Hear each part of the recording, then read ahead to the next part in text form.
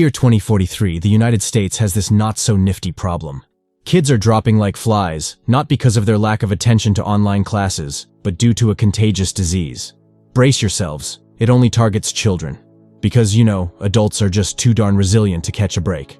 This nightmare disease takes out 98% of kids. Yes, you heard it right. It's like a twisted version of Where's Waldo? But instead of finding Waldo, you're just left with a bunch of tombstones. The remaining 2%? Well, they're the chosen ones, or I can say these kids are like the X-Men, minus the cool uniforms. These lucky kids get a special party favor: abnormal abilities. It's like a dark, sinister twist on those superhero origin stories. But wait, there's more. The government, always known for their heartwarming initiatives, kindly asks parents to ship off their little mutants to a camp. Not just any camp, mind you, a camp for healing and research. Because nothing says healing like a government research facility. I bet they offer arts and crafts too. Oh, and guess what? The president, a certain Mr. Gray, proudly announces that his son Clancy is also a member of this exclusive 2% club. Of course, Clancy is getting better, probably playing telekinetic chess with his newfound friends or something. Now, at this camp, scientists become the new fashion police, but instead of choosing between red or blue, they're categorizing kids into colors based on their abilities. It's like a bizarre, dystopian rainbow. Greens are the smarty pants, blues have telekinetic flair, and golds can play with electricity like it's a game of Twister. Safe to say, the first 3 groups are VIPs, receiving the deluxe treatment at the camp. Hold on tight, because here comes the thrilling part. The reds and oranges. These kids hit the jackpot in the danger department. Reds can play with fire, and oranges? Oh, they can dance in your thoughts like a creepy mental tango. Unsurprisingly, the government decides these guys are so hazardous, they should be terminated on sight. Like an extermination service with a color-coded menu. Now picture this: a lone survivor, a little girl named Ruby, celebrating her birthday in a world where the playgrounds are eerily silent. Everyone around her is pushing up daisies, but Ruby's still standing, the Beyoncé of the apocalypse. Her parents are thrilled, I'm sure. Fast forward to bedtime.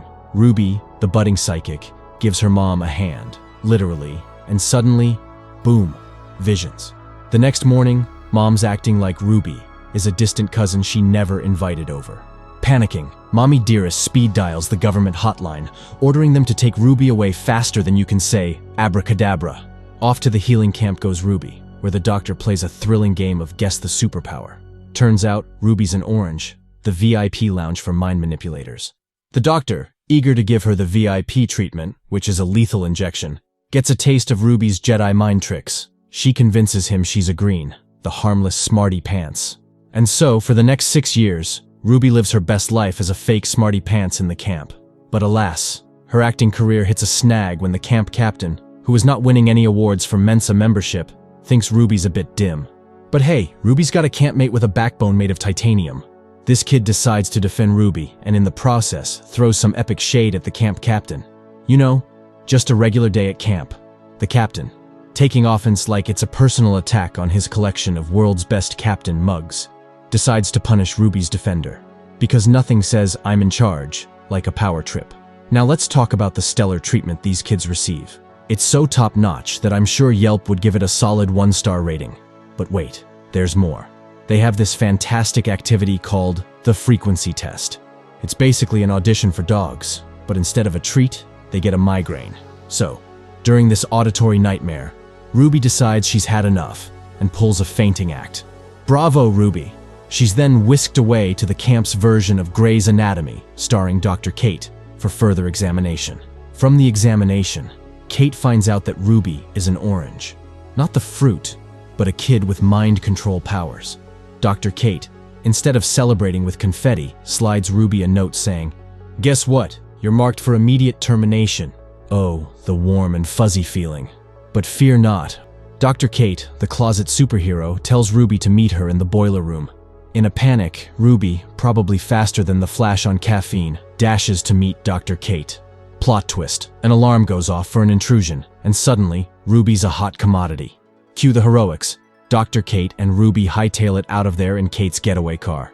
At the checkpoint, though, it's almost game over for Ruby.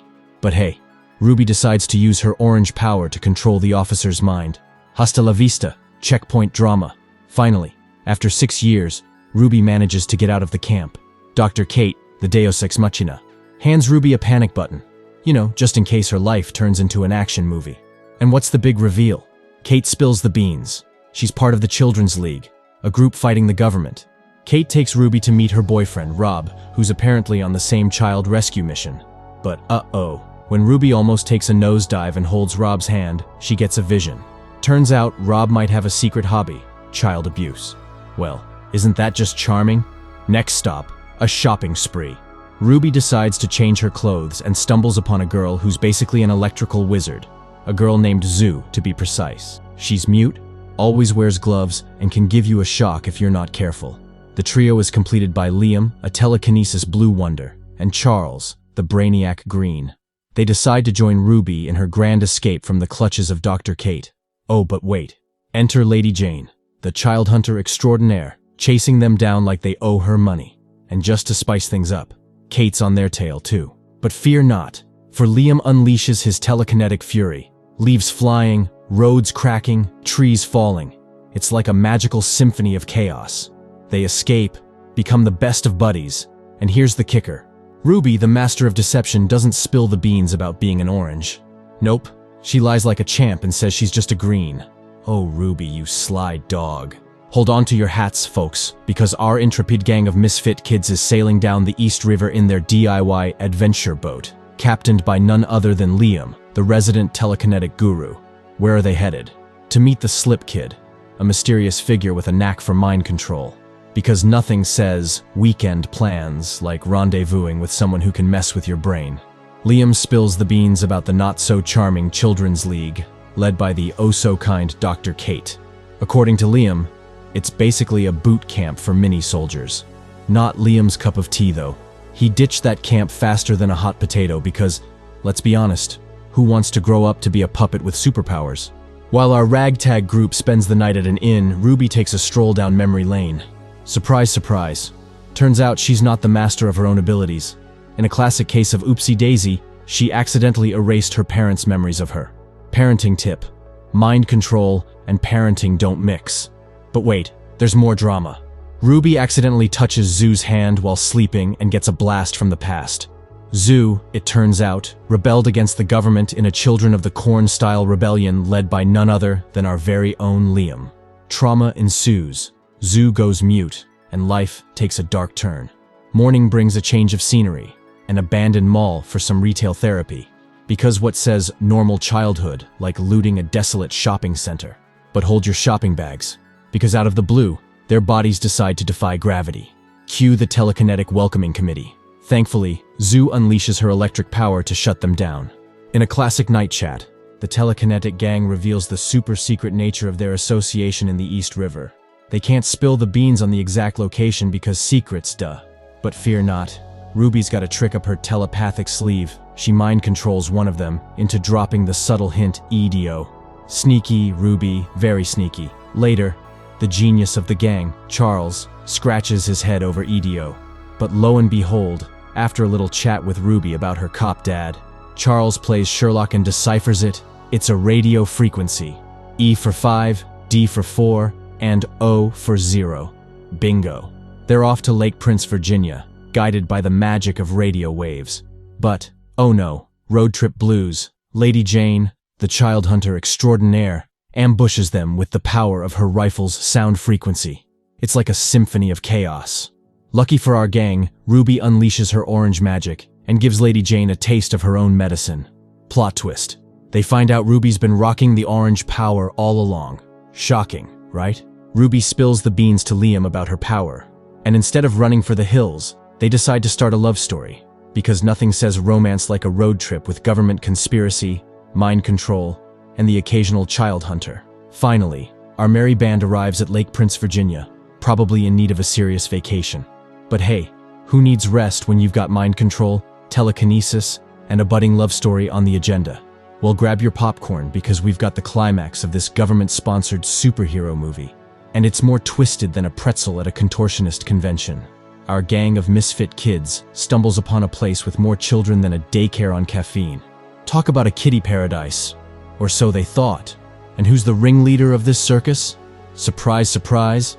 The slip kid is none other than Clancy Gray, the son of the president himself, because nothing says normal childhood like being the offspring of the guy running the entire country. Oh, and he's an orange, just like our dear Ruby. Small world, huh? Night falls, and they throw a party like they just discovered how to party. Liam and Ruby, in a move that screams obvious plot development, dance romantically, but lo and behold, morning brings assignments. Ruby, in a twist that's more unexpected than finding a needle in a haystack, is assigned to help Clancy. Oh, the joys of teamwork. Clancy spills the tea. He was one of the first survivors of the disease, and the government turned him into a guinea pig. Experiment gone wrong. Cue dramatic reveal. In a crash course of Orange 101, Clancy becomes Ruby's mentor, teaching her how to control minds without the touchy-feely business. It's a match made in mind control heaven. But, plot twist alert, during a little mind control training, Clancy decides to kiss Ruby. She's not having it. Cue the drama, the slap, and Ruby storming out. Lesson learned. Never trust the mind-controlling heartthrob. Now, in a move that surprises absolutely no one, our gang decides it's time to hit the road. But, hold your horses. They're ambushed by the camp troops. Liam, the telekinetic heartthrob, tries to fight back, but plot twist. Clancy's been pulling the puppet strings all along. Who saw that coming? Everyone, probably. Turns out, Clancy's the puppet master, the secret genius behind the curtain. He's been playing 4D chess while the rest were stuck on tic-tac-toe. He's got the camp captain on speed dial, ready to arrest our merry band of superpowered rebels. Why? Because Clancy's dream is to have his own superhero army, and he's not taking no for an answer. But fear not, Ruby's got some tricks up her sleeve. She makes the camp captain do the ultimate mic drop. Zoo plays with the electricity, creating a diversion for our escape artists. But oh, the plot thickens. Armed forces show up with helicopters, ready to apprehend the Kitty Avengers. In a classic government twist, it turns out the kids in the red group, the fire controllers, were secretly weaponized. The camp goes up in flames, cue the chaos. Liam and the gang try to fight back, but in walks Clancy, the puppet master, mind-controlling everyone like he's conducting a demonic orchestra. Liam and friends are forced to bail, leaving Ruby alone in the lion's den. Why? Because Ruby's the only one with the guts, or powers, to face Clancy. She tries to build her superpower army, but Clancy, being the buzzkill he is, makes them turn on each other. It's like a tragic game of supernatural Russian roulette. But wait, it gets worse. Clancy tries to erase Ruby's memories, turn her to the dark side. Plot twist. Ruby's not having it. She mind controls the pilot, the helicopter crashes and burns, and Ruby escapes with Charles, who's now extra crispy. He's injured, and Ruby, being the practical gal she is, hits the panic button for the Children's League. Next morning, the League squad rolls in like the superhero Uber, ready to pick up our battered heroes. Well, gather round, folks, because we've got the roller coaster finale to this supernatural soap opera. Charles, our crispy comrade, gets a one-way ticket to the hospital. No, it's not a vacation. He's severely injured.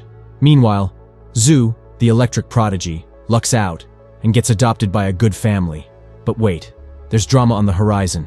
Liam, the rebel heartthrob, gets slapped with the not-so-friendly handcuffs by the League. Why? Because he's got the inside scoop on the League's dirty laundry. They don't want him singing like a canary, so off to the League's version of Time Out he goes. Enter our fearless leader, Ruby, who decides to play superhero negotiator. She strikes a deal with Kate, the League's bigwig, promising to be their soldier in shining armor if they let Liam off the leash. Spoiler alert, it's not that easy. Kate's skeptical, thinking Liam won't budge without Ruby, because apparently Liam's got separation anxiety. Now, the grand reunion, Ruby faces off with Liam. Liam, in a surprising twist, wants them to stick together and plan their future. But hold your tears, Ruby. There's a catch. To set Liam free and join the League's superhero squad, she's got to wipe herself from Liam's memory. Suddenly, Liam's memory is on a diet. No trace of Ruby left. He walks away, a blank slate, leaving Ruby in a puddle of tears. And cue the grand finale, folks. Ruby joins the League, ready for some action-packed training. But oh no, the drama's not over. Clancy, the mastermind of mind control, is alive and kicking. Get ready for round 2 because a showdown between the League and Clancy is on the horizon. Because what's a good superhero story without a sequel, right?